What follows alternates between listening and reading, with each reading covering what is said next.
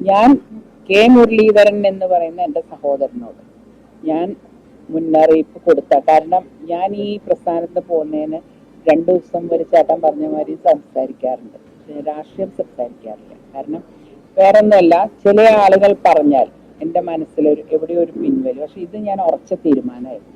ആര് പറഞ്ഞാലും ഞാൻ ഇനി എൻ്റെ വഴിക്കാണ് എന്നൊരു തോന്നല്. കാരണം ഞാൻ എൻ്റെ സങ്കടങ്ങള് എൻ്റെ പഴയ പ്രസ്ഥാനത്തിലെ നേതാക്കളോട് പറഞ്ഞ് ഒന്ന് രണ്ട് പേരുടെ മുമ്പിലിരുന്ന്, ആരാ പേര് എന്നൊന്നും ഞാനിപ്പോ ഇവിടെ പറയില്ല, ആരെങ്കിലും നിഷേധിച്ചാൽ ഞാൻ പേര് പറയും, മുമ്പിലിരുന്ന് എൻ്റെ സങ്കടങ്ങൾ പറഞ്ഞ് ഞാൻ പൊട്ടിക്കരഞ്ഞിട്ടുണ്ട്. പലരും എന്താ പറഞ്ഞേ, ഞാനൊന്നും പറഞ്ഞിട്ടില്ല, ഞാൻ പൊട്ടിക്കരഞ്ഞിട്ടുണ്ട് എൻ്റെ ബുദ്ധിമുട്ടുകളൊക്കെ.